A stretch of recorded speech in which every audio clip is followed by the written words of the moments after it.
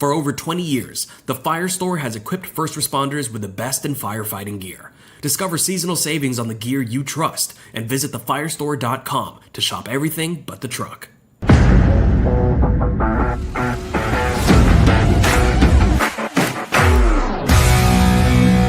Good evening. Welcome to another edition of everybody's favorite radio show. Even other radio hosts stop their shows now and listen to our show, and we couldn't be happier. Welcome, welcome, and as they say in the church, welcome.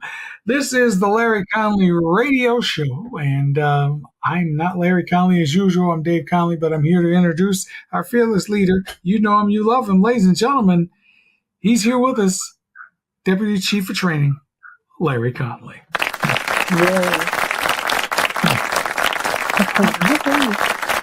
All right. We got to beat our own fan base. Just some of the stuff we see in the crowd, you know. Exactly. Yeah, you do it, man. Yeah, you guys rock. Yeah. Just pointing. Yeah, and then we have to do the point. I see that on late night hosts. And I did that one time, but we was at a hockey game having hometown hero here with the St. Louis Blues. And at the time, my driver, Galen Taylor, he said, he would see me at other things and people would be clapping and I'll do the point like those talk show hosts do, like, yeah. So anyway, I said, I'm going to do that at the Blues game. When they recognize me as the hometown hero, I'm going to point. And he was like, I double dare you. I was like, well, you should never do that to a firefighter. Don't dare them. Right. So then I said, what section are you going to be sitting in? So he told me the section he would be sitting in. And whatever the section was, I found it. And when I came on the ice and it was like, tonight's hometown hero is Captain Larry Conley. He's blah, blah, blah. And people start clapping and all that. And I was, I pointed right at, but then when I pointed, I thought I was going to point and get away with it, like that. That's the picture. That's the picture. Somebody called. And now there's a picture of like, wow. So anyway, needless to say, Galen got the point, so. You're all weak, folks. Yeah, thank you. And good night. Right. That's the other people saying good night. Right. Good night. No, we don't see the point. You don't see the point at all. Right. But was good to be back with you guys, the Glue Crew, my familia, the family.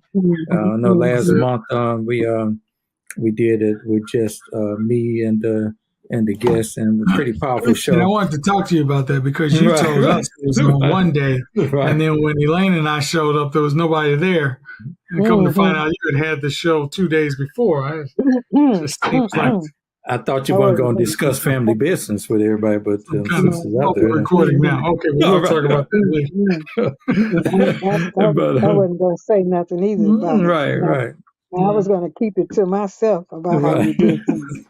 And all that other stuff. To the curb. I wasn't going to say nothing about how you kicked us to the curb. I just wanted to miss you guys for once. We've been doing this over a decade now. I just wanted to kind of miss you guys, and so it mission accomplished. I miss you. Right. Don't do it. But I think it divinely worked out like it should. I mean, it's a safe space, and sometimes you can have too many ingredients in the stew. So I think for us to be able to share, and sometimes people sharing, the less people, the better for them, because they feel like, wow, I got to share in front of, I got this audience, and I got the millions of people who watch this podcast, and it's just too much, so it could be a lot. So I think what ended up happening is that it worked out divinely like it should. The right people were on the show for that particular moment, and it worked out good. And from what I've gotten on the emails, inboxes, and just running into people, period, it obviously touched a lot of people, and a lot of people felt or thanked us for sharing. Thanked us for sharing that really personal moment, and And I'm glad we were able to. But we're going to have more shows similar to that. It might not be as in depth as far as how much sharing we did on this show. However, we want to bring out the help is out there. We want to bring up the point that people are definitely talking about this subject more. It's normalizing better now than it ever has before. We still got a long way to go, but we've come a long way. And with all that being said, you can't talk about this stuff too much. And we got a lot of great experts in the industry, and we got a lot of people who are who can help. I mean, there's a lot of firefighters and emergency workers, period. They're living in quiet desperation, and they want to know that somebody, I got you. You know, like we said in the keynote, I got you. And so if we continue to make that part of the making it comfortable to talk about or deal with something uncomfortable, then it's going to be a lot better for everybody in our industry, people we know and people we don't know.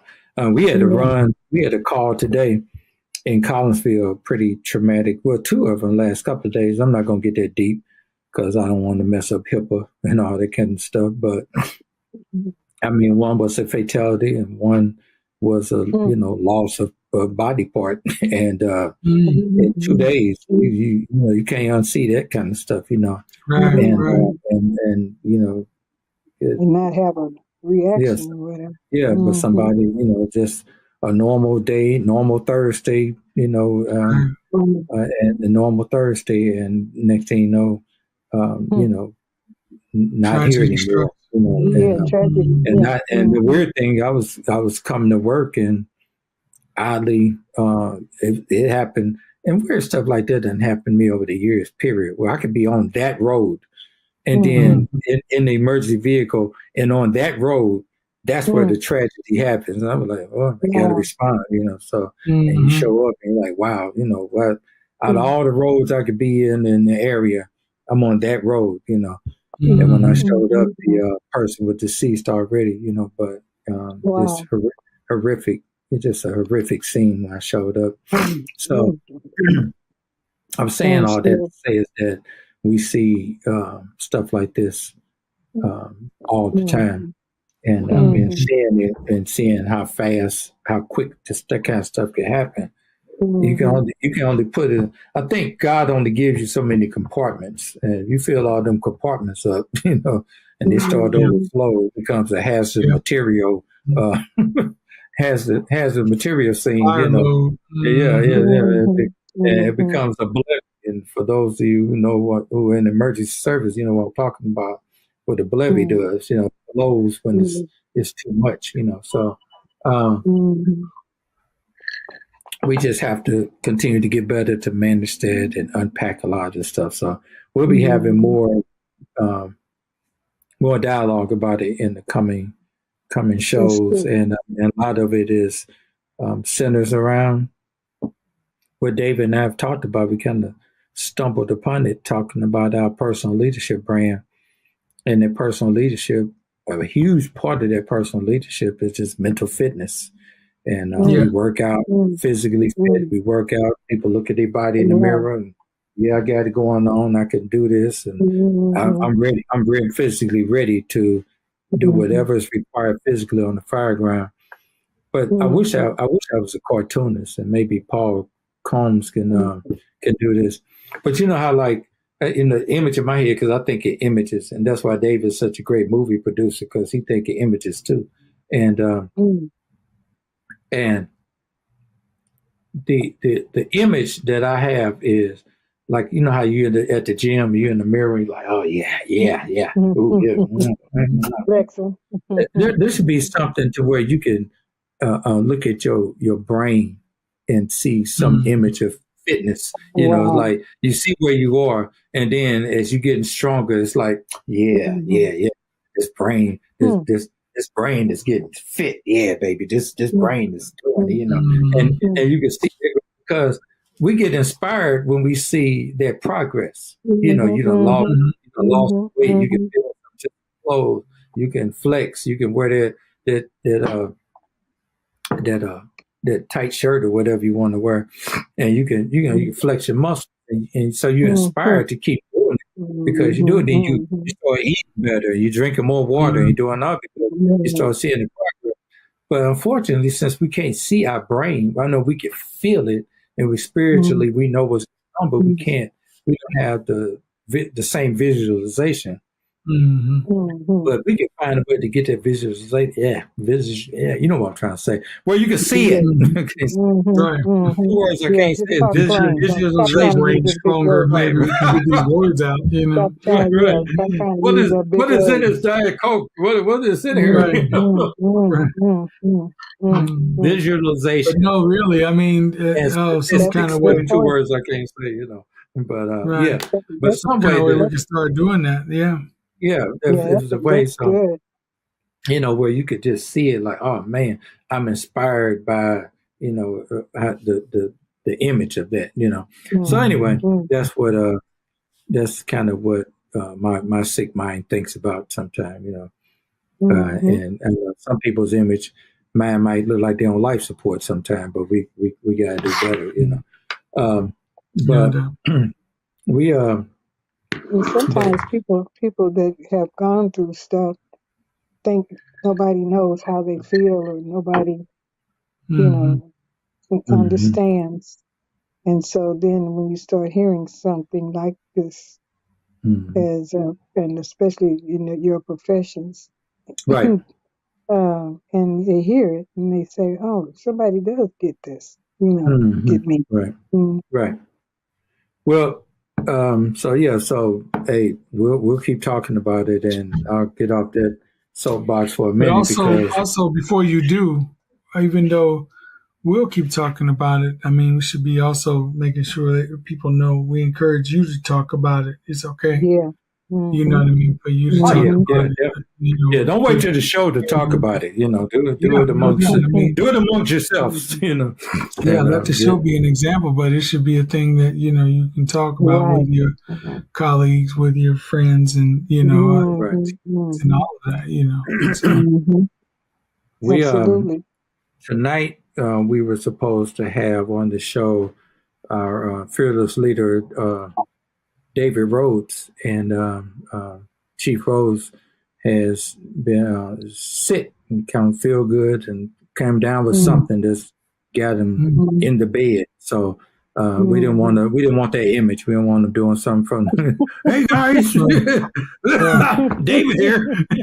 How's it going out there? You guys healthy? So we didn't want that then. We said, David, why don't you just take it easy? But you got a big show next month. You want to be ready for it. So anyway, our prayers are going with David Rhodes. I know the advertisement that you see says that he's going to be on the show, but he's here in spirit. But he informed us shortly before that he wouldn't be able to make it. But no big deal. The show must go on. You know what this is called in France is Libé and Swish. we told you he'd be on here, so you would listen. Yeah, you would listen, right? Yeah. The old bait and switch, right? I'm glad you're here. Dave couldn't make it. But we do have Larry Conley. So, right, it's the same thing. It's the same thing. Right, they both live in Georgia, the Atlanta, Georgia area. They both wear glasses, right. Right. Yeah, so this is the bait and switch. So, but if you don't believe us, when you see David at FDIC, just ask him. Say, you were supposed to be on the show, right? Like, what show? Right, exactly. Larry Conley. Who is that? Who is that? But so anyway, let's prayers for Chief Rhodes and man, get better because you got a whole production in about a month, so get ready for that. But we were going to talk about, it wasn't like we was going to talk about his book and he's not here, or we was going to talk about when he used to do line dance, the line dance champion back in the day. We weren't going to talk about that. Which is what I really. This all my questions are about that. Right. All roads lead to David. No, but right, exactly. Yeah. We can talk about it a little. I didn't know about that. No, well, I didn't either. That's why we're going to have him on the show. Right. We're going to have him do a demonstration. Right. Same old stuff. But anyway, but we were going to, for the most part, the topic tonight was going to be about FDIC. That upcoming great show that's going to happen approximately a month from now. And FDIC starts April 15th through the 20th, 2024 in beautiful downtown Indianapolis, Indiana, at the convention center. And if you're on this show and you're a big part of the family fire engineer, we don't really need to sell you on it. I mean, you just, you know. But for the few of you out there who are listening or watching and have never been to it, heard about it, whatever, the majesty of FDIC, this is for you. For the people out there who may be on the fence of which class to pick, am I going to this class, am I going to that class?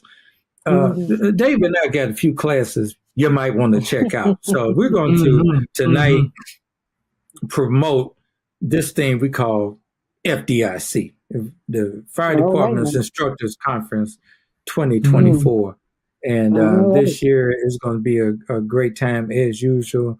It feels to me when I go to FDIC, I feel like I've been working hard all year, and I just need to go recharge and rewind and read something. I need to do all the reads and put the read in it. And so I go there. I hook up. It's like a big family reunion. I find the new friends. I reconnect with old friends and just enjoy the traditions of the fire service. You got the bagpipes. You got all the establishments love us when we come because now they getting ready to get big tips in downtown Indianapolis. 35,000, over 35,000 firefighters from around the country, around the world converge on Indianapolis, Indiana every year. FDIC is this big. Let me tell you how big it is. When this opening ceremony, the governor and the mayor, the governor of the great state of Indiana and the mayor of Indianapolis, they both got something to say. Dig that. I mean, what other convention happens down there where the mayor and the governor show up and got a few words to say? Wow. Maybe they do it at the Indianapolis 500. Maybe they do it at the basketball games, with the Pacers. I don't know. But even if they do, we're on track with one of the biggest, baddest conventions there because those two people are there. So if those two people are there and other, important and people and dignitaries and all that there, you should be there too. I mean, that just goes to show what's going on. And it's a great time. David and I always have a great time. And we have even a greater time serving and teaching at the conference. I mean, because when people walk, it's number one, it's not easy to get picked to come to FDIC to teach. I know that because I'm on the board to help pick the classes that come to FDIC, and it's some great people submit some great stuff to the conference. And when you see all of that greatness converge in one particular week at this place, man, the best deals are cut at FDIC, and they don't just cut on the exposition floor. They cut at the bars, they cut at the outside conversation, they cut in the hall. That's where the friends and networking is at its best. And when you got all of that kind of majesty going on, you can't, if you don't walk away from FDIC with something powerful to take back to your department, you did it wrong. I'm just flat out telling you different. You can actually, you can not even try and have something powerful to take back. So imagine if you tried, you come back and flip your whole department on this head with the stuff that you can pick up at FDIC, but you got to be all in, right, David? You got to be all in. Yeah, and that was pretty slick. You see what I did there? It's the name of David's class. The pre-con is all in, and mine is going to be called Tightrope. That's going to be on Thursday, and we're not talking about the circus either. We'll be talking about that a little bit tonight too. There might be a couple of clowns there. Right. Yeah, exactly. That's pretty good, man. Hey, we might have missed one show, but we still got it, But seriously, this is the place to be in Indianapolis. If you haven't signed up yet, there's still time to sign up. If you ain't got a hotel room yet, hey, find somebody who's going and bunk out with them. Bring your air mattress, put it on the floor, whatever you got to do. You can't come to my room, but don't get too familiar. However, if you know a friend, I'm sure somebody is gonna let you hang out with them, and it'll be worth the trip. Some people have been going for years. David and I have been going, I think, definitely over a decade now, maybe close to 11, 12 years. And it's just always a good time. And Monday, we're going to have the pre-conference. We're going to talk about that in a minute. Tuesday, David and I do the radio show live from FDIC, where we'll do the podcast. And they've set it up real neat the last couple of years. We used to go up in this little dark room with a dim light and a microphone with some duct tape on it and record the show back in the day. But now, since that David Rhodes took over, there's been some changes now. But seriously, but what they've done is taken the show and they put it out in the walking area, where in the convention hall. In the hallways of the convention. So right on the prominent corner, you'll see this glass and you'll see the desk, and you're recording the show with people walking by. Wow. And be careful what you say on the mic, because I was saying stuff like, hey, there's Forrest Reader and he can hear me. I didn't know the show was like being, projected and amplified to people out in the crowd can hear it. So you got to be careful what you say, So when Forrest walked past, I was like saying, I couldn't whisper and say, hey, look at the ugly jacket Forrest got on. No, what was that? Oh, Forrest, hey, buddy, how you doing? Oh, Lord. Just testing the mic. Just testing the mic here, Mike. It's all jokes, Forrest. It's all jokes. But you got people walking past, people viewing the show. It's quite the experience. And people appearing in, like, is that Larry and David in there? It's a great time, And then, so you not only got that, we got that on Tuesday. Wednesday is opening ceremony. That's going to be powerful. And then Thursday, we got the second open ceremony. And I think I don't have them backwards, but two good friends of mine will be delivering the keynote speech. Man, yeah, I'm saying you got to go this year, because if I get it right, and forgive me if I get it wrong, on Wednesday, we're talking about all the way from the colony down in Texas, the colony fire department. Ladies and gentlemen, James Scott Thompson will be delivering the keynote speech. Man, man. Have you ever seen Scott speak? I mean, we had him on the show one time, and me and David had to shut up. Because Scott was kicking the knowledge. He's kicking the truth. Yeah. Scott Thompson. Check Scott Thompson out. Then on Thursday, this one I thought couldn't get no better. Man. Whew. If my front door wasn't already shut, I'd say shut the front door. But I shut it on my way in. I live in St. Louis. But I think I want to open go shut the door again. Chief Jason Hogelman, Forest Valley, Missouri Fire Department.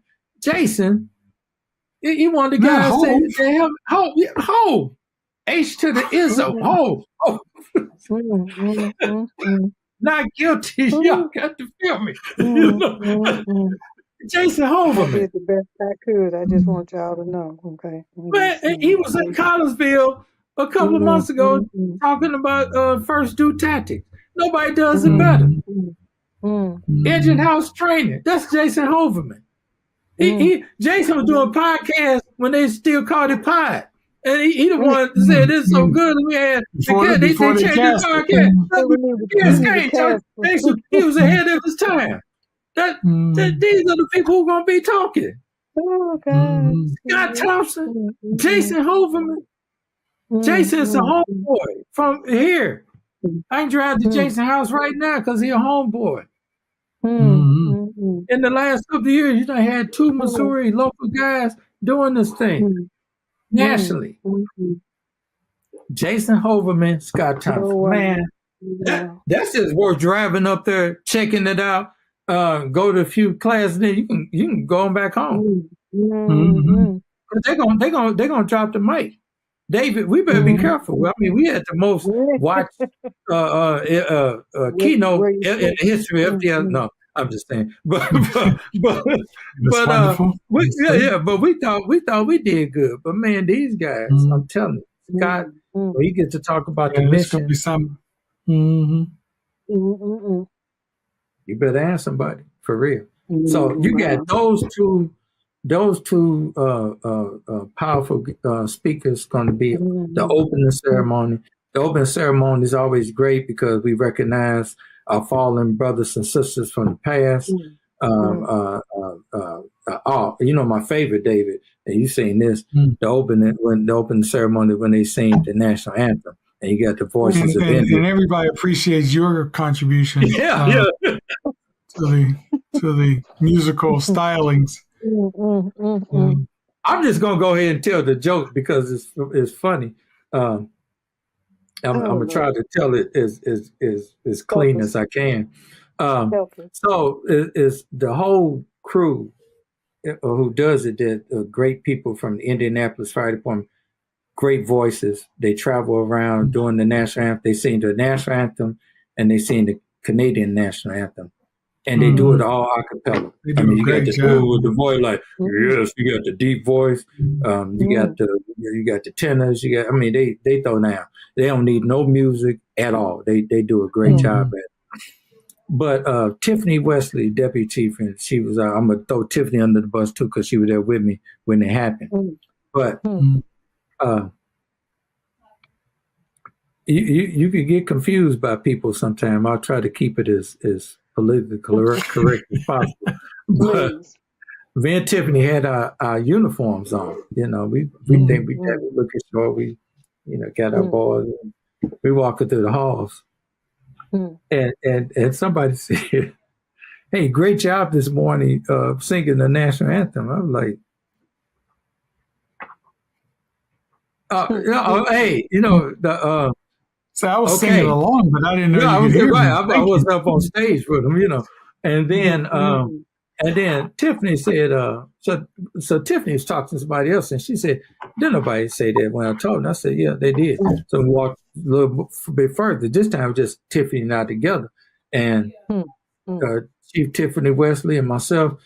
Somebody walked up to us and said, hey, you guys did great this morning doing national anthem. Now she believed me. Assistant Chief Brian Zeitz at Kirkwood, Missouri Fire Department, he did the keynote last year. He didn't believe me until the third person walked up and said the same thing in front of Brian Zeitz. I'm going to let you figure out. Well, that was so funny. It wasn't us, people. We appreciate it, but it wasn't us, So, but I just say that to say that these people do a great job. They know about the joke because it's a running joke. So whenever I see them, or I see them backstage in the green room, we all hug it up, and they always say, "Hey, you ready to join us this year?" Like, I don't want to mess it up. I don't want to get stuff thrown. The people sometimes bring fruit into the thing. I like to eat fruit. I don't like the accolades anyway. So right. Yeah, exactly. I ain't got to do the work, But anyway, they got all kinds of social events on each evening. I know Wednesday night is the Fools Bash, so make sure you check out where that's going to be. That's always a great time. Live band, food, and just the brotherhood of the fools from all the chapters from all over the country. Conversion. I'm a proud member of the Muddy Rivers Fools, and so we'll be there in full effect. So come by, stop by, say hi about the coins. We got new challenge coins. I just had it here. Anyway, we got new challenge coins. We got T-shirts. We got all kinds of stuff you can buy, and we got some of the coolest stuff. You know, I mean, I got the Bruce City coin that David and I got when we went to teach there last year, up in Minneapolis, Minnesota. But this is from Milwaukee to Bruce City. So a lot of people got cool coins, but we got the coolest. So we got that. Thursday is the Black Firefighters Association, so be sure to come down. I think that's Stop, Drop, Rock, and Roll too for that night, the comedy show. But we also like to peep in and say what's during up. The day Thursday. Yeah, and then during the day. Well, yeah, I was going to talk about that. Since I was still on the night social stuff, but I'll get to that. You're right. But then, so that's the social that night. And then Friday night is the Union Bash. Indianapolis Firefighters got a great Union Hall. Go check that out. Usually food and free beer and entertainment there as well. You get to check out the museum, and it's always a great time. The 2 days, that's kind of overview. Get the brochure, go on the website. You'll see more details of what's happening at FDIC, but those are some of the highlights and the staples that's going to happen. Now we got all the riffraff out the way. Let's talk about the sexy stuff with me and David. Right. But seriously, David and I will be back, and David has a pre-conference that he'll be teaching, which is Monday morning from 8 to noon. I think mine, I don't know why I'm going blank on mine, which is tightrope, and that'll be on Thursday, 1:30 to 3:15, something like that. I'll look it up. But anyway, so check them out, tightrope, and check out All In. And David's going to be talking about team building. I'll be talking about, since now I've taken on the chief position, it'll be 2 years in June. Now I see things from that perspective. For a long time, I was seeing things operating as a company officer, and now I'm seeing things from a chief officer. And in each of those roles, you have to walk a tightrope. You have to satisfy what management wants, and you have to take care of your troops at the same time. In doing both of them, that creates the tightrope, because you got to be effective and efficient to be a complete firefighter, to deliver complete services to the communities that we serve. So first of all, since Monday comes before Thursday, I'm going to let David give you a little sneak peek into why you should pay that little extra money to come out to see All In on Monday at 8 o'clock in the morning. So David, take it away. Give them a little sneak peek of what they're going to be coming into on that Monday morning. Me. Okay. So the first number is a little ditty I did. The importance of it is just comes down to one word, and that one word is teamwork, right? There are so many different personalities. First of all, just 8 billion people on the planet. Jeez. But I'm saying, just think about all the people that are in the fire service, and you don't get to say, hey, we're going to have all people who believe what I believe, or who are from my background, or who have the exact same skills I have and everything. I get to pick all of those people to be on my fire team, or at my engine house, or in my department. that's not how any of that works anymore. You don't get to do that. So I guess that it ever really did. It's just now we're acknowledging it more, that you have so many different, like I said, backgrounds and points of view and everything, and all of them are valuable. All of them bring a value to the team, and therefore to any situation, any sort of emergency that you face. And so what we're talking about is how you are able to take the best qualities of each member of the team, synergize those qualities into, let's just call it a super team. I mean, there won't be any capes, but let's just call it a team that maximizes the best things that everybody brings to the table. Maybe that's lived experience from somebody. Maybe that person lived experience is now complemented by somebody else's academic expertise and prowess. Maybe you got somebody who is more physically capable than somebody else, but that person who is not as physically capable also is very good at strategically seeing things or what have you. I'm just saying it's about getting to know your people, getting to know the folks on your team, and not just with you being the captain or the chief or whatever, and it's your responsibility to do everybody. It's how everybody can get to do that amongst themselves, interacting with each other, realizing these things, shoring up maybe some things that I'm not as good at, but you're better at. I can learn some of that from you and get better. You can learn some things from me and get better. And all together, the team becomes stronger. It becomes more effective. That's the team. I don't know, but that's the team I want showing up at my house if there's any sort of emergency. I want a team where everybody's on their A game, and their A game is supported by the other people's A game, and where you are committed to that A game. That's why it's called All In. So everybody is committed to that particular A game. Everybody is committed to bringing the A game and bringing the A game out of the other people on the team as well. And so that's, what it's all about. That's what we're after. We have a lot of fun getting everybody there. And, so I just, encourage you to look into it and come check us out. Mm-hmm. Now, David, I know that we have a unique style to way we deliver. So you're just not sitting there clicking through slides the whole time. You got to have slides to have the effect. Right. But it's not death by PowerPoint. So how do you keep the audience engaged with your delivery?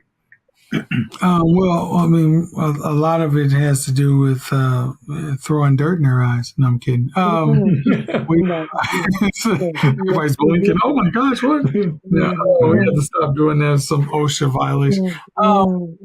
No, we of course there's a lot of ridiculous humor, but also, so I'm obviously not a firefighter.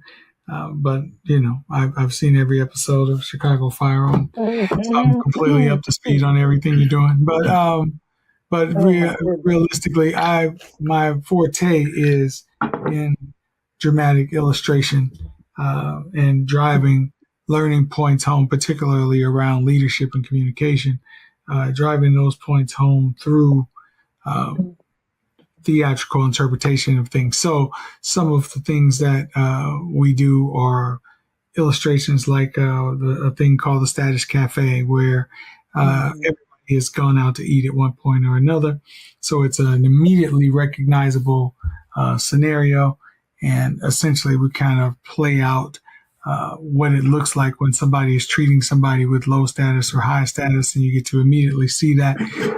We could stand and tell you about it and tell you how that works, and you would probably get it, academically.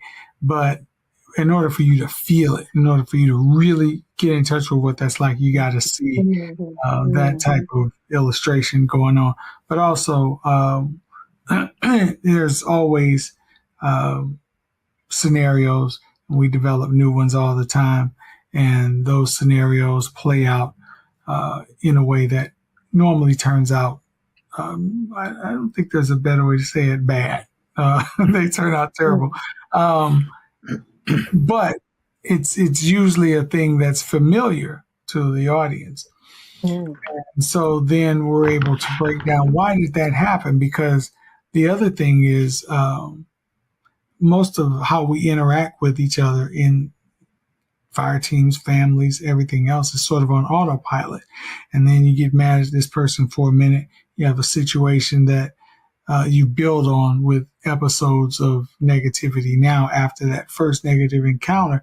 And then slowly those relationships start to erode. The trust starts to erode. And so we show instances like that where that happens in just a few minutes, break down why it happens.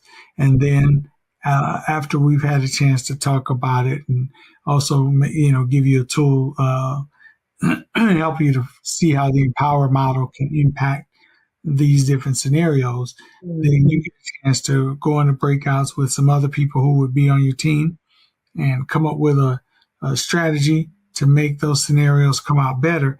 And then you out of your team pick a volunteer, and that volunteer would come up and would try to implement your strategy now. But they would be doing it against me, and I'm improving. And I've had 1 or 20 years of or so of improv experience and training. So I know how to make it realistic. I know how to make it a thing that is challenging, but also a thing that's a safe place for you to be emotionally, and also a place for you to learn. So we can say when things get a little hot, we can say, okay, wait, freeze. See how you feel right now? Yeah, that's what we were talking about earlier when we were saying, because a lot of times what happens is when we're in class and we're talking, people will say, well, yeah, of course, I understand this, I understand listening, I understand blah, blah, blah. But it's when you get squeezed a little bit, all that goes out of the window, all that understanding can go out of the window. And so in that way, it's not unlike, a hot class or something, where, you're actually getting to, get down and dirty with setting something on fire and putting it out and dealing with the changing conditions of a thing.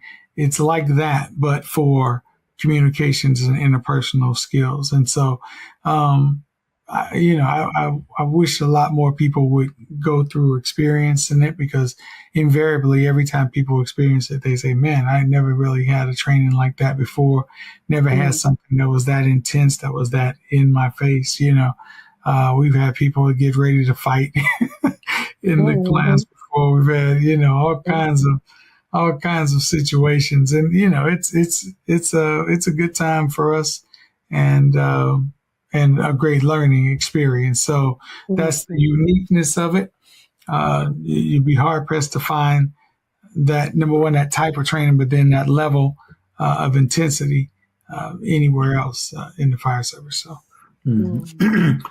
Yeah, it's a great experience, and it's a great experience, and I'm not saying that just because it's something we develop, but I'm saying it because working both sides of the training spectrum, so to speak, where you do lectures and PowerPoints, but you also do hands-on. I can say that how you get challenged in your hands-on. If it's a good hands-on class, there are going to be some challenges with that. Some ways you may have to really push yourself and discover who you really are. And it's a good place to find that out is in a training format, because that's a safe place. It's good to goof it up there so you don't goof it up when it counts. But when you're talking about the way we try to deliver these classes that David and I do, is that our mindset has always been the hot lecture class, so to speak, where it's a hot lecture. Hot means hands-on training. And so that means like your FDIC, you'll see Monday morning and Tuesday morning, 5:30, 6 a.m., a bunch of people got their gear, a bunch of firefighters loading up on chartered buses. They're heading out to different parts of Indianapolis to get that all day, get sweaty, get down and dirty, hot training. Probably some of the best training at FDIC, truth be told, because it's realistic scenarios. They require realistic houses and compartments. They got some of the best trainers from around the country, and the best trainers around the country, and spent a lot of money hauling their stuff there to the training material that you're gonna need. And it's an elaborate event to put that on. Matter of fact, I think they even started planning for it. Time they done with FDIC this year, they already planning for it next year, because there's so much in the production of putting on that training, hands-on training from around the country. You got firefighters around the country, instructors around the country converging on Indianapolis. The reason I'm being very detailed in that is because when a person walks away from that and they done Monday, they done Tuesday, if they did 2 days, they feel like, wow, well, I don't know, Wednesday, Thursday, Friday can match this, because I'm beat. We had some kick butt training here, and it was good. You can't get that nowhere else. The class that we do when we do our classroom, or we do the pre-conference, it can be just mentally exhausting because you're trying emotionally, because what people are used to is their way of doing things. They've been doing it their way for however old they are. They 40, they 30, they 20, or they older than that. They've been doing it the same way, and they probably have had some success. Most people show up for a pre-conference class. There are a lot of times the chief officers, company officers, whatever. There are people who've made the investment to pay a little extra, because FDIC costs one price, but when you do the pre-conference, you're paying extra for the pre-conference. So when they show up, you're talking about some serious people looking for serious solutions to their to what they want to do. They want to get better, and they're willing to invest in it, or convince their agency to help make that happen for them. So it may be looked at as the pre-conference is a great thing to invest in, as far as, you get there before the conference and you have Monday and Tuesday for pre-con. But going through a class like we put together here can have you just as mentally exhausted as the hot class can have you when you hit the streets of Indianapolis. Now, I'm not trying to scare anybody away. I'm trying to say the same satisfaction you would have from woo, that was a great day of training. We got up at 4:30. We had all the equipment there. We was on the bus by 6. We was at the spot. We spent all day. We had boxed lunches. Then we got the afternoon session going on. Then we got back on the bus. Everybody was stinking and smelly and all that kind of stuff. Then we got back to the hotel, took a shower. And when we kind of gathered and networked with friends that night, we was like, man, you should have been there today. We had to, we aimed to do that same thing when you like, man, I got up 7:30, at 7 o'clock. I got to the class, the all-in class. Boy, that David, I don't know what he's on, but he must have went to super acting school, because it took me through some stuff, and that was, I know what you did, because I've done what you've done in the high class, but this was high class for your this is a family show. This is high class for your behind. Right. Yeah. You're welcome, Mom. There's our mom right there. It rhymes with class. So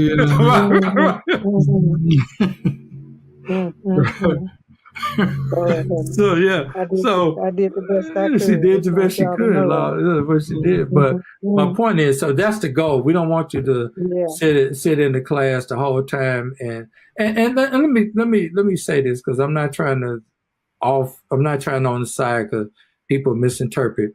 I'm not trying on the side diss somebody else's class.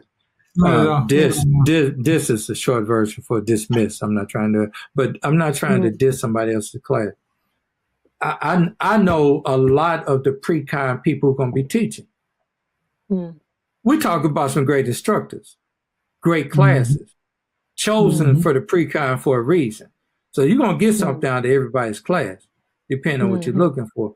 But what I'm trying to say is that since we're talking about this class, this is the goal, this is what you're going to get, and this is what you're going to walk away with.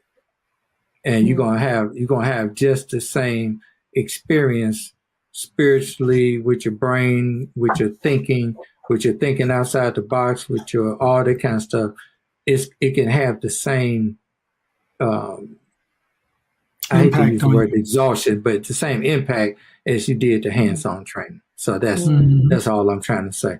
And if that's what you're looking for, you'll get that in this class. You might be looking for some other things. There's some other great classes that you'll be getting Monday and Tuesday in the pre-conference as well. Because if this class was the only one that was that good, then it would just be the only class in the pre-con. Yeah, we got pre-con, David Conley, both days. See him live both days, in the big room, But no, we got some great pre-conference classes. Check them out, see what works for you, see what you need for your growth, how you could be an asset to your organization. Go to that class, get something out of it, take it back home, flip your organization on this ear, It's full contact interpersonal training. You said full contact what? It's full contact interpersonal training. You know what I mean? It's just it's team building on steroids. It's full contact. Yeah. And so David and I always say this is that when it's fun and it's the firefighter way to want to learn how to get dirty, learn, because that's what we do. At the end of the day, after we done with all of this, after you done with mental fitness, after you done with everything we do in the EMS world, after you done with community risk reduction, after you done with all this stuff that we are responsible for now. And let me make sure that I'm not dismissing that all critical, valuable stuff to be what we need to be an all hazard response agency needed. However, let's not lose what we hear, what the crust of what we hear for and what we do. And and fires are down, but I'm gonna tell you, when it's time to fight fire, whatever you was doing on EMS, whatever you're doing for community risk reduction, whatever you was doing for you was watching your mental fitness videos, you was whatever you was doing. It is time to put that stuff on, get on that truck, get out that house fast, get to the emergency, and get in there and save lives and property. Period. Yep. There you go. That's what it's all about. But that ain't the only thing it's about. But that's what it's all about. And sometimes we can get so, in the myriad of things that we have to be concerned about, sometimes that can get lost. That's important. Just because fires are down, it only takes one fire to kill you or your crew. Only one fire. And believe me, I know what I'm talking about. Because we're still dealing with that. Yeah. So you got to be trained. You got to be ready. You got to be aware. You got to do everything it takes to support that. Because sometimes it's going to be 3 o'clock in the morning, 3 degrees outside, snow, ice, and it's a fire, and it's somebody's loved one trapped in there. You got to go. 100%. Ain't no community risk reduction. They're expecting your best. And you expect to be at your best. All of this stuff is in support of you being your best. But after we finish with all the support work, at the end of the day, you still got to get in there and get it. And if you ain't got the heart to get in there and get it, don't be a firefighter. Period. That's the gully of it, for real. But my point is that, so that's why I'm making the point about the hot classes being as important as what they are. And not only the hot classes being important, but the training you do throughout the year between the FDIC. What are you doing your own department? What are you doing locally? What are you doing regionally? That kind of stuff. You have to keep feeding that, because if you don't keep feeding that, you're not going to be ready when the bell hits. It's just not some automatic thing. Hero music pops on and you just flip a switch and all of a sudden you know what you need to know. You got to have that repetition. You got to have that hands-on. You got to have that redundancy. You got to have that recency, so to speak.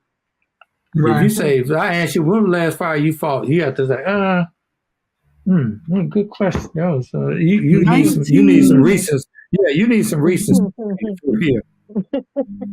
You should be able to say, I'm not saying wishing bad on hoping you get fires and hoping they're death and destruction. But my point is that if you gotta think a minute when last time you had a fire and you're a firefighter on a truck. And let me preface by saying this too, to cover all these bases, because you get the hate email or whatever.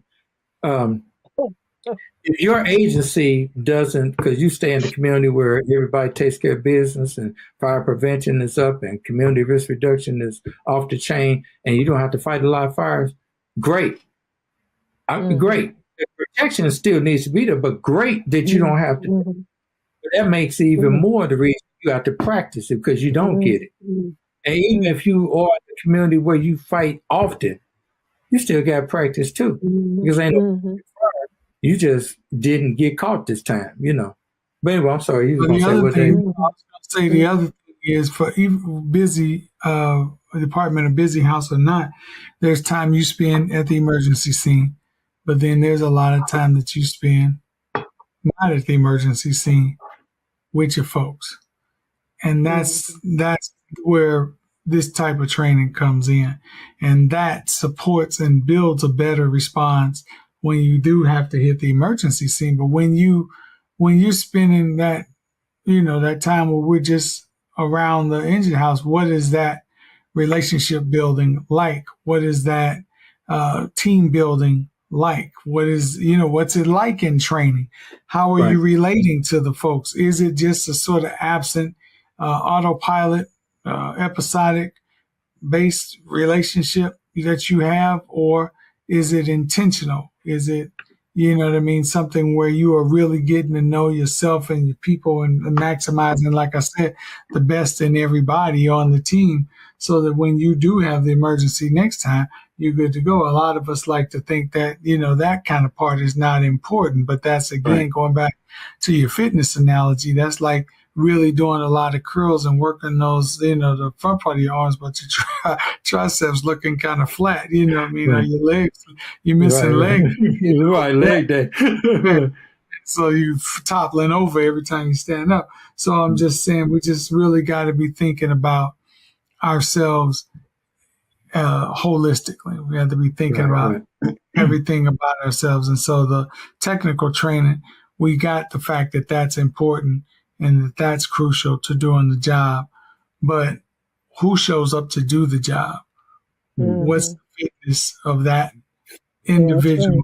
And consequently, that team that shows up to implement the technical training. Training, that you can be great at technical training, know all of that you want to, but if you have a heart attack on your way there because you weren't taking care of your physical fitness and going to get that together, or or whatever, some of these other areas fall down. That's what'll be the thing that hamstrings you, if you will. Sure. So absolutely, we have to be all in on all fronts, basically. One thing doesn't trump the other thing. They should work in concert with each other. They should complement each other. They should feed each other, and they should make sure that when all fronts are covered, and then you lessen your chances of burnout. You lessen your chances of getting hurt, killed. You increase your chances of saving life and property, and bring your A game to the table. And that's what we've always been about with this whole glue universe that we do. No matter what class comes out of it, we want you to bring your A game to the table, but you can't compartmentalize that kind of stuff. It all has, as Mommy Elaine always say, I always have to be connected thinking. And the connected thinking means that When I get my mental fitness together, that's supporting my firefighter efforts. When I work out, that's supporting my firefighter efforts. When I'm team building, that's supporting my firefighter efforts. So all of this stuff feeds into one big. It can all exist. A lot of times we think it's a challenge between one thing or the other, but it can all exist. And when people say people want to make a difference, and I always bring this up: how many kids you get? And then, I got 3 or 4 kids. I said, which one you love the most? I mean, I know in this case, Elaine loves me the most. But anyway, but what I'm saying is that wait a minute, wait, what? but what I'm saying, I always ask the question, which one you love the most? And what I mean by that is that they'll say, well, no, I love all of them. I love all of them for whatever. I said, that's the point I'm making. You can't have it all. If there's enough room, the abundance mentality that Dave and I talk about in the class, you can have it all. But you just got to make sure that you're doing it in a way that's beneficial to you being a holistic firefighter, being a great example to your team. And then they're bringing, like David said, bringing that A team to the fire. You bring the A team to the fire, Miss McGillicuddy is happy. Thank you. If she got somebody who falls off the pump because they tired, because it's been a lot, putting that equipment on, you ain't physically fit. We don't need you. We get somebody who sees some death and destruction, and it freaks them out to the point that they can't do their job. We probably don't need you either. We need somebody who can master what's the best route to get to the fire. And you going on detours or not driving efficiently effective to the fire, we probably don't need you either. We got company officers who aren't good leaders and bad leadership and don't study and stay up. They got the badge and they arrived. You said, well, last time you've been to a class that really talks about your incident command or your leadership person. I ain't got to do all that. I'm the captain or I'm the chief. We probably don't need it's bad says we probably don't need you either. We need the A team to show up. We don't need the B team, the C team, the D team, and we definitely don't need the F team. I'll let you run away with your imagination on that one. No, we definitely don't need that team. You saying there's all the more reason some. But we did. All the more reason for you to be on your A team. Yeah, you gotta be on your A game. Bringing your A game. Oh, most definitely. The class that we're doing for the classroom is called Tightrope, and that'll be on Thursday. So look it up and check us out on Thursday for Tightrope. And I'm just going to kind of read a little something I wrote about the Tightrope so everybody can get here. And wait a minute, you're reading and writing? This whole college thing. Right, yeah. Hey, man, I'm in college now, Right. It's something. It's me. It's what I do. Let me.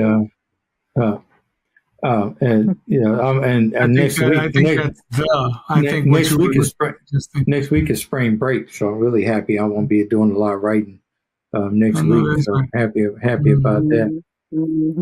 But it's called Tightrope. Look it up, everybody. Come to the class. Let's pack it out. And if you're the kind of person that are already in leadership, whether you're a company officer or whether you're aspiring to be a leader, it's not discriminatory in whether you're a leader or not. Everybody's welcome. But if you are aspiring to be a leader, you're already a company officer, or more or less, if you now find yourself in the chief officer's position, this class has something for all demographics in that regard. Because in today's fire service, it requires excellence on all fronts. Your department expects efficiency regarding training, record keeping, agency compliance, and safety measures. The citizens expect effectiveness in delivering all hazard service to mitigating emergency. Both demands are equally important, hence the Tightrope.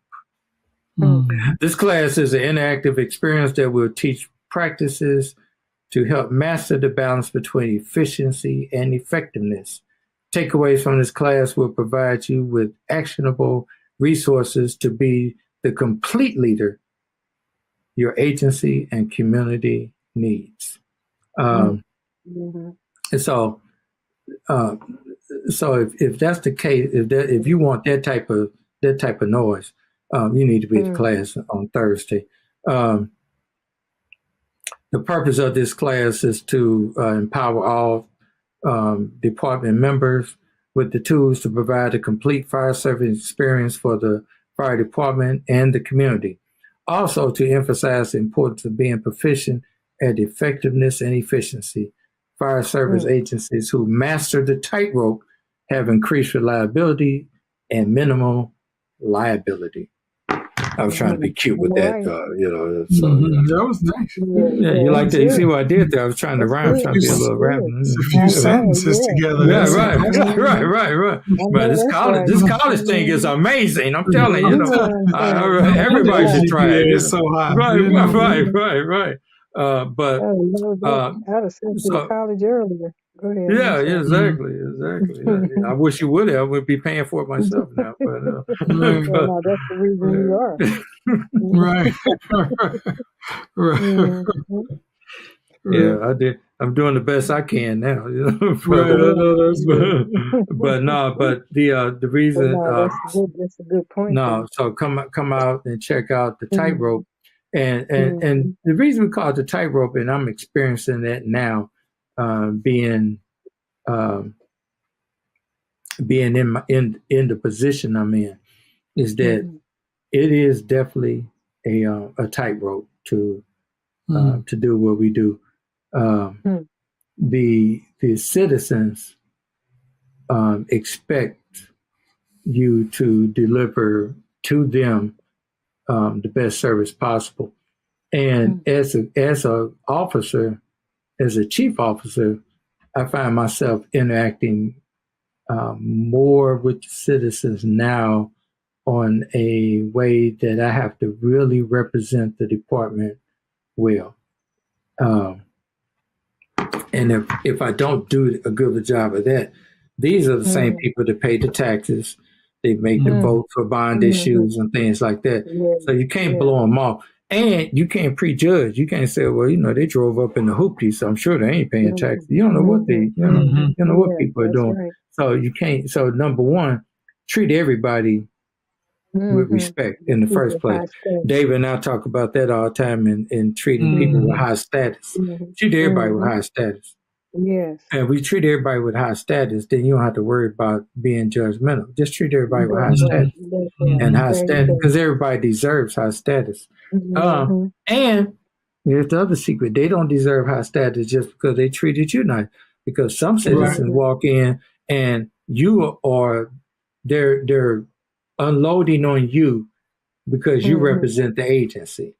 Right. So when they come in, your people showed up, and when they showed up, they didn't treat my mama right, and they didn't treat my mama right, and blah, blah, blah, blah, blah, blah. You sitting there like that. And then people like you are the reason. I'm like, I wasn't even there, but I can't say it. Like, look, I wasn't at your house, but you gotta still be respectful. You gotta hear what they're saying. You gotta hear empathetically past. All of that. What are they trying to say? Right. The volume and the verbiage may be this, but what are they saying? And try to get to that. And when you empathetically try to get to that, and you're able to see empathetically how to help them walk to where their problem is, to the solution that we can collectively come up with. That's all they really want to hear. They just want somebody to hear them. Yes. So when we do how that, does that solution balance the efficiency and effectiveness? That's the tightrope, when you're coming up with that solution. Exactly, to come up with that solution, and you have to also do that tightrope because see, you can't throw your people under the bus. You can't be like, I know who you're talking about. That's so and so. Hey, between me and you, he a messed up fireman anyway. I don't even know why. I'm sorry, he probably was having another bad day and blah blah blah. We can't do that. Now you're gonna lose the ship. Now you're gonna lose. Now you're gonna lose your people at work. You got the tightrope standing up for your people, and then standing up for the people at the same time. With the citizens and here's another tightrope. Now I got to go to stuff like council meetings and meet with talk to the mayor and the city council and aldermen and all that kind of stuff. Well, a whole different monster that you got to deal with now, because now these are the people who control the resources to get your personnel in the department what they need to be safe and effective when they hit the street. So if we don't, as chief officers, do that correctly, or offend the people who control the resources, the department suffers in that regard. So if the department suffers, and then we can't deliver world-class service to the citizens. You know, we're just not doing our good job. So that's why I always say, when you don't have that balance, you create that gap between what's supposed to happen and what actually happens, and just what you just described, you and the citizens fall into that gap right then. You know what I mean? And the citizens want us to be effective. Go ahead. What you saying, Mom? Nobody wins. Nobody wins, right?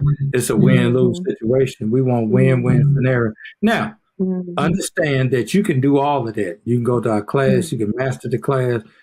We've been doing classes like this, addressing these status issues for years. And I still have to, strategically and sometimes struggle with even delivering it. Because it's easier said than done.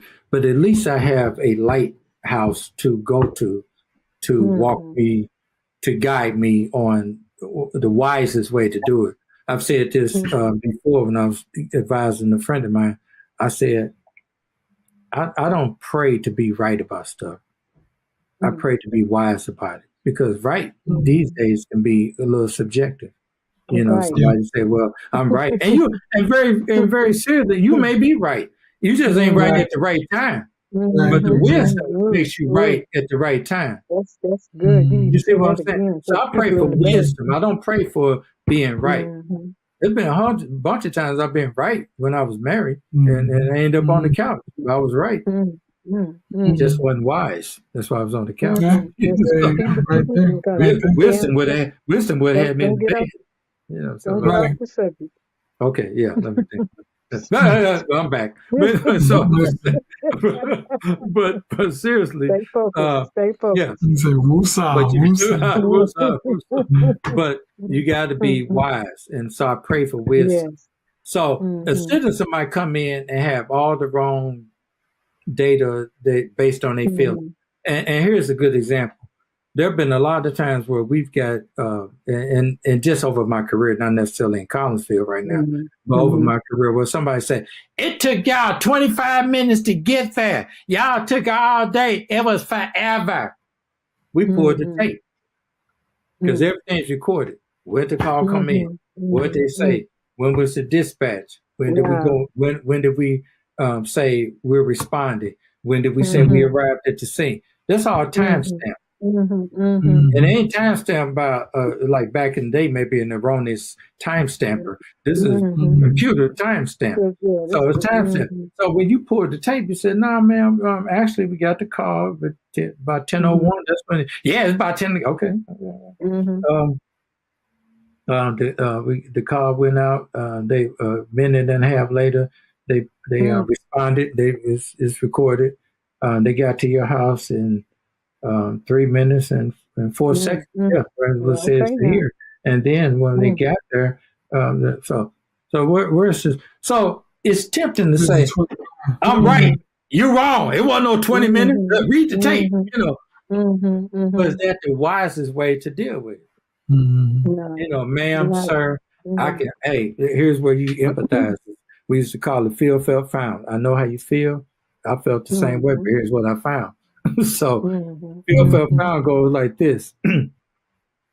I know how you feel. Your loved one is and then killed over or will look like they're dying. You want help right away. They don't seem to be coming faster. You're hysterical. It can seem forever. And I felt the same way in things that I wanted right now. But here's what I found. It only took 3 minutes and 4 seconds to get to your home. I'm sorry that the outcome was this way. Mm-hmm. But, what can we do to, whatever. Mm-hmm. Do I be right and just say, no, you wrong, end of story? Or do I empathetically say something? Maybe I'll even bring up what I found.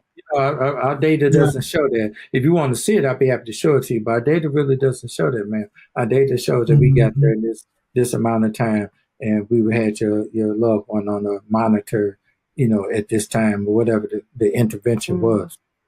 It wasn't forever. Now, they can do one, two things. They can say, well, I don't care about your stats. You can make that same thing you want and continue to be upset about it. Or they can say, okay, but that's all going to come for the tone that you set, being efficient, and showing your tightrope between efficiency and effectiveness. You train your crews to be effective by doing efficient things back at the station. So they can get there on time. So they don't show up 20. So nobody has you like that and say your agency takes all day to get here. Well, we walk the tightrope better when we practice it. And you might think, I'm thinking, okay, well, I don't have to worry about that. When I become a chief officer, I'll worry about the tightrope. You got to practice now. Because the tightrope is like this to me, and this is how I visualize when we was putting this together. When you first learning how to walk a tightrope, and I'm not sure, I ain't never been in a circus, so I don't know. But I would imagine it goes a little something like this. They put the tightrope close to the ground. And you have to master walking the tightrope when it's close to the ground. That way, when you fall, ain't that big of a fall. Worse, you might sprain the ankle or something, but it's close to the ground. You got that master. You can do this with your eyes closed, blindfolded, going back and forth without falling at all. That might be you at the firefighter first year probationary, stat. You ain't got that far to fall because you ain't got that much responsibility. Then you get a little time on. You become the senior person, senior man, senior woman in your department. The tightrope goes up a little more. Because now we expect your experience to kick in and be the voice of reason. We expect that if the captain say, hey, you go there, you being the newer person, you being my trusty senior person, go handle that. The tightrope is a little higher at that point, because you got to be effective, and then you got to efficiently do what the captain asks you to do, or the company officer asks you to do. Then you take the test and get promoted. Guess what? The tightrope gets a little higher because now you're responsible, and you're paid now to be responsible for your crew. You got to train them at the firehouse, get them, have their readiness up. You got to keep records. You got to, keep personnel records, keep training records as the company officer. That's efficiency. Citizens don't really care about that. You dotting I's, crossing T's, your learning management system that you use. They don't really care about that. But you do all that in support of being effective, because when you hit the street, they expect effectiveness. Period. But when you become a chief officer, it went off the train now. The tightrope. And so I pictured it like, everybody look above the big top, look above, and there the chief officer is about to death-defying walk across the tightrope. You got your little balancing point, because if you fall as the chief, you fall hard. Because you're responsible for more. You're the face of the department. You got to take heavy as the head that wears the crown. All of that. Everybody want to be the chief until it's time to do chief stuff. You see what I'm saying? Yeah, if I was the chief, well, go on and try it then. You go talk to City Hall, City Council, the mayor, and all of them, and try to access the resources you need to give you all what you want. And then train you well enough that when you hit the street, I don't even have to worry about you. Second nature. I was going to say, reiterate that thing where the distance is directly related to the level of responsibility you have too, the distance from the rope to the ground, which is why, like you said, in the visual, it's higher the higher you go up in responsibility. You know what I mean? So it's better to master when you are not at that place instead of thinking, I'll learn it when I get to the chief or command level. You know, you really ought to be trying to master it down where, like you said, if you step off a little bit, you know, the consequences are not as great, but they can be, you know, catastrophic on a routine basis when you get up to that command level. You know? And up here doesn't mean you're better than people. Up here just means there's more responsibility one responsible for. I'm sorry, Mom, you was going to say what? No, I was just going to say too, when you think about the people that you're trying to serve, and they're in a tense situation, the house is on fire, or my loved one has, you know, become unconscious. It just seems like it's taking a long time for the help to come because you're under such duress. Just because of the nature of why you even called. Absolutely. And so if you were doing something else or playing a game or something, it wouldn't be that big a deal to you. But now you're in a crisis, or, you know, like I said, you have a loved one in trouble, one of your kids, or the house is on fire, and, you know, whatever it is, from their perspective at the time, they're under a lot of stress. So it seems like it's a long time. I'm saying, you know, understanding it from their point of view. Right. If you were just having this discussion like we're talking about now, they were like, "Oh yeah, I understand." But when you're under that kind of pressure, it seems like it, you know, can seem like an hour when you know, like I said, something's stressing you out. Your loved one is passed out, and you don't know what to do. Right. Or, you know, that kind of thing, and trying to get out of the burning building. So it just, you know, have to take that into consideration that's just, they would not say that if you were just having a regular discussion, more than likely. But because of the nature of why you even talking to them, you know, you kind of want to empathize that they were under a lot of pressure. And so that's why they might have been screaming and hollering and, you know, whatever, because they're stressed out. They're afraid, you know, and those kinds of things. No, exactly. Our sister Cherie worked in dispatch for years down for the St. Louis City Fire Department. And you can imagine if by the time we get there, we get it raw on the street, but they get it raw at dispatch. You know, and they and they have to answer them a series of questions to make sure they send in the right resources to the right area. And they're like, "Oh, so passed out. Where you at? You know where I am." They cursing you out. And Cherie used to tell me that she had to have a whole lot of patience and still focusing on doing her job and being empathetic, and not because some people can't handle that noise. You know, you get the curse. I wish they would say something to me. I wasn't raised that way. You talk to me, you're going to get it back. Blah, blah, blah, blah. But you're not a very effective dispatcher, you know, like that. So you gotta know how to look past that. And that's where that, because you represent not just you represent the agency. And that's where your efficiency comes in. So like I said, we're going to talk about that in more detail at the show on Thursday, Tightrope. And when we talk about it Thursday, we'll have definitely some illustrations and some more in-depth ways to really make sure that as emergency responder, that whatever level you find yourself, or whether you still at near the ground level and you falling off, doesn't require a lot of consequence. But master that. Don't say I ain't gonna play on the tightrope until I get here. Master it here, where you can't fall off if you wanted to. Do it. Do it not till you get it. Don't do it till you get it right. Do it till you can't get it wrong. You know. So keep doing that. By the time it elevates, you got that confidence. It might be a little scary when it elevates, but hey, I already done the master. getting Yeah. across the tightrope. So all I gotta do is just stay focused on that and not focus on the height.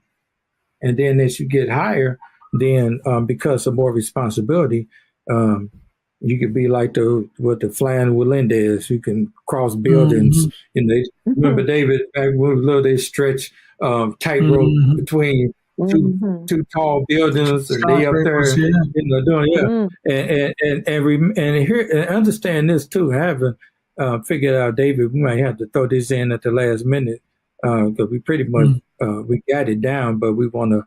But more revelations keep coming. But hey, man, sometimes you walk in this tightrope, ain't no net, player. Ain't no net. You fall, that's all. I mean, ain't no net. Sometimes there, I mean, a lot of players put a net down there because you feel like, but sometimes ain't no net. So you gotta be careful with that and understand that that's why it's important to balance that efficiency, effectiveness. I look at the tightrope as this: when they carry that bar, that balances in them.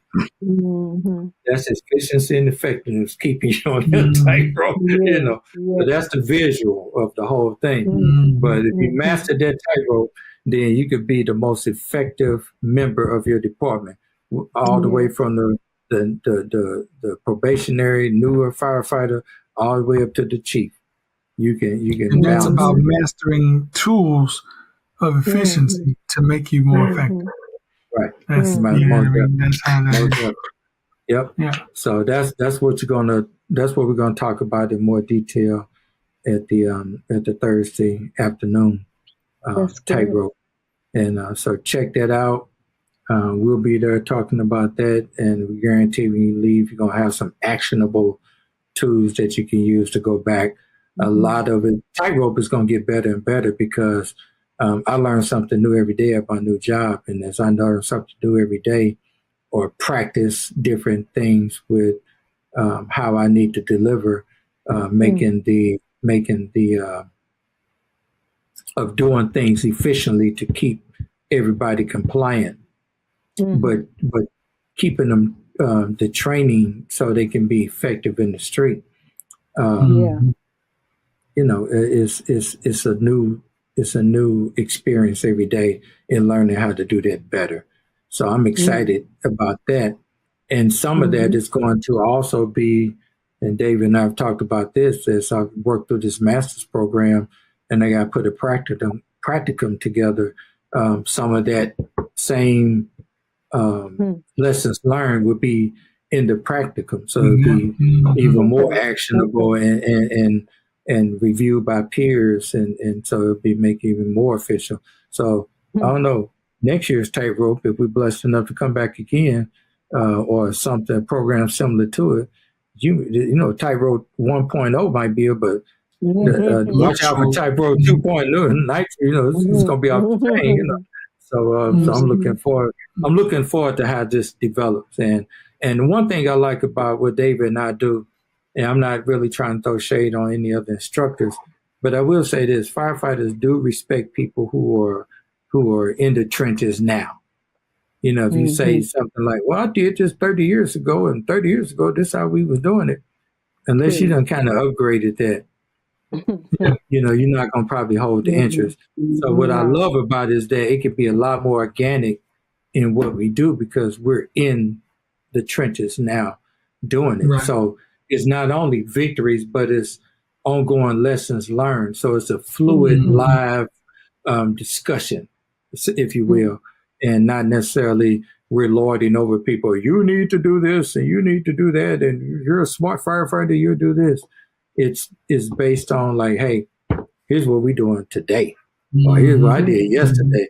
Or I really bombed on this. So don't do that. But I got a lot of victory on this. I would suggest you try this or whatever. So that's what I love about being blessed on what we're able to do. We're able to deliver real time, real scenarios to you, to real people right now. So if you're interested in that kind of realness, come check us out on Thursday for the tightrope. Outstanding. Tightrope. it helps you master the tightrope. Yeah, exactly. You said hope. So, Okay, and yeah, I right. like to rhyme. You sure do. Yeah, you just had to make sure I heard you right. But anyway, if we start to wrap things up, Dave, you got any more to add to the kind of? I'm excited about what's coming up, and I just want to encourage people to just always be trying to find ways to be the best individual, and then professionally, but personally also, because you bring that person to the profession and that professional nature to the person. You know what I mean? So try to meld those two things and be the best part of the team you can be, and encourage the other people to do that too, so that these teams can be better. Like we always say, the better individual makes a better team. The better team makes a better company. Better company makes a better department. Better department makes a better fire service. Better fire service makes a better world. So we just gotta do it one person at a time. And so Sure. I appreciate y'all listening, and get well, Chief Rhodes. Yeah. Mom, what you got?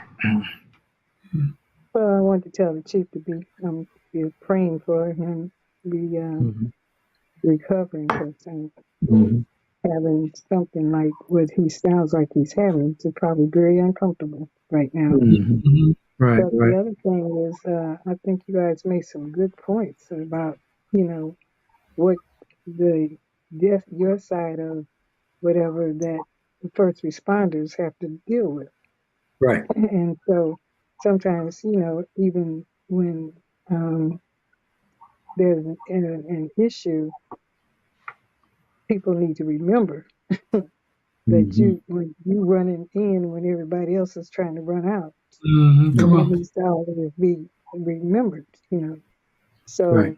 give them, know that's what I like about this program, is the fact that you get to learn something that you may not have thought of, because you're thinking about it from the people's point of view who's not in the rescuing or the coming in 2 minutes to help rescue people and things like that.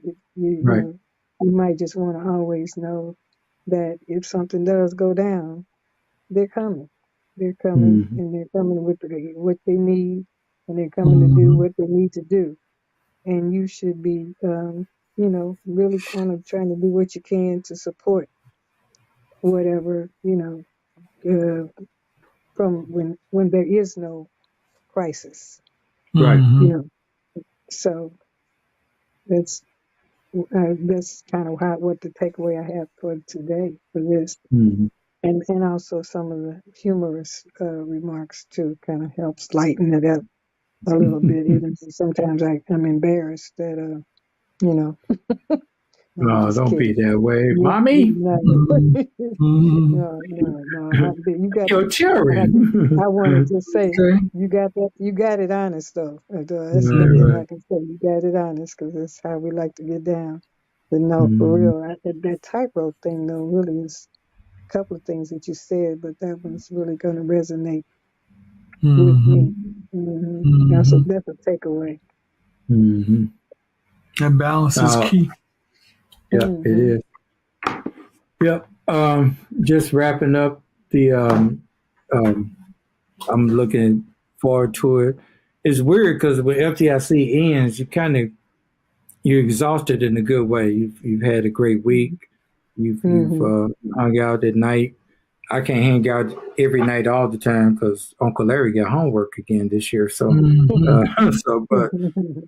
but I usually try to make an appearance and make sure that I see everybody, because there's nothing like it. And there are a few people who was at last year at FDIC that won't make it back this year, and that can be sad too. So that's why you got to kind of celebrate and cherish everyone when you run into them. I mean, it's not unusual more now to see people giving each other a hug and, hey brother, how you doing? Let me buy you a beer, and we all gonna be eating here, and the gathering and the networking and the brotherhood and the sisterhood of the whole thing. The women's conference, Women in Fire, would be there at the beginning of the week, and they're going to have a great gathering, a great conference as well. So for those of you who want to check that out, go check that out. You know, the GEMS conference is going to be there. So FDIC is the granddaddy of the conferences. And let me also say this: as much as I love FDIC and as big as everything is, don't always wait to FDIC to go get your learn on. You know, there are a lot of great conferences that are local, regional, that happen throughout the year. David and I just finished up at the fire school, winter fire school in Missouri, Columbia, Missouri, last month. I mean, it's great, intimate setting, but some great learning, great people. And some of the people that you see teaching the staples of FDIC come to Missouri. You know, come on down home and hang out and teach here. You know, it's a great time, great crowd. And there's countless ones around the country. So I encourage you that don't just wait yearly for FDIC to learn and to get it going in your region, in your area, and let that kind of feed all those roads lead into FDIC. You know, because by FDIC being so big, you definitely will run into more people there. That's not just regional or local. You're going to run into people more global. And some people. So if you're an East Coast person, maybe do regional East Coast stuff all the time, it might be a minute before you see the West Coast people. You know what I'm saying? So or the dirty South or the North or us in the Midwest.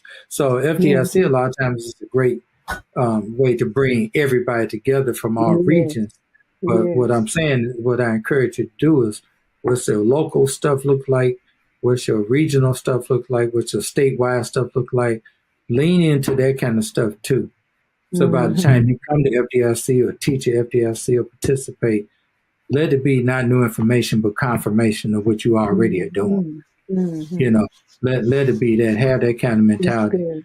Because just think, if you had a relationship where you only saw your sweetheart once a year, how long you think that's going to last? So you gotta feed it. You got to feed in between the anniversaries. You know, you got to feed it. You know, the FDIC might be the anniversary, but you got to feed in between it so you can be effective and efficient. You can be all in and be able to master these tightropes as you go throughout your year. You know, so. But like I said, I'm excited. I can't believe. You know, you look like we just got done with Christmas, and then around the New Year's Eve. That time I was up in New York. I had a great time in New York. I mean, I hate to give people their props, but I like to think that we got some of the baddest firefighters here in the Midwest, and we do. Believe me, I'm not taking away from that. But New York kind of live up to it. I have to give them their props on that. And some of the stuff, we had dinner at Rescue 4. We went to visit my good friends down to Rescue 1 and headed out and got the tour with Frank Lieb and my good friend Aaron Morton out at the Randall's Island where they train, and I ain't never seen nothing like it, for real. I mean, it's a reason they number one, so I have to give them their props on that. But hey, I know how to fight fires too, so we get down here in the Midwest as well, so it's all good, you know. But seriously, you know, these were great times. But I could remember being in New York and seeing some of my buddies I would normally see at FDIC and thinking, man, FDIC is in April. It's going to be a little ways away. And now it's coming up in you know, weeks now, you know, a matter of weeks. So I can't wait to get there. I'll do my drive up. David's flying in from Atlanta. And we're going to have a great time, a great week. And check us out. David and I got a few surprises. David's coming that you'll check out. So we're gonna look sharp this year, bro. So I got a few surprises. So with the Conley brothers, we'll be in the house. So we can't wait to see all our friends in the speaker room and hang out, do some networking there, and get out in these halls and shake some hands and kiss some babies. You know. If they let us, you know. Right. But after COVID, and you ain't kissing too many more babies. You're just like, hey, I know that's right. love you, baby. So right, But seriously, can't wait to get there and do the networking thing. David and our show is going to be on Tuesday morning, so come by the setup for the radio show and check that out. We're gonna, if everything goes right, we should have both guests. We should have both keynote speakers. We should have Jason Hoverman, and we should have Scott Thompson. So they both have confirmed that they will be on the show. So we're looking forward to that conversation as well. And man, I'm telling you, man, it's a great lineup with them two. They 1-2 punch with those two. So check it out. And I don't know what else to say about it. I ain't already said, but it's going to be a great time. So FDIC 2024, be there, be square. Still time to sign up. Get there. Mark your calendar for Thursday tightrope.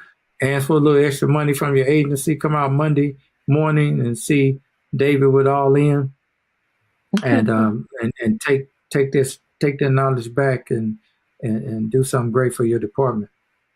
We'll be after that show. Check us out. We got a new schedule, so I need to study that schedule. So we'll be on the new schedule after FDIC. So I'm looking forward to that. But check us out after FDIC. We're going to be having some more great discussions. One of the things we're going to keep on bringing up is just mental fitness. We're going to continue to double down on the mental fitness and make sure that we good here as well as we're good here. And these two match. We want them to match. We don't want you to be so good here, but the deficit is physically being able to do your job. And we don't want somebody so physically able to do your job that mentally you're not there. Either one of them is not going to sustain you for a long, successful career that brings the A game to our citizens. At the end of the day, that's what it's all about, right? That's what it's all about.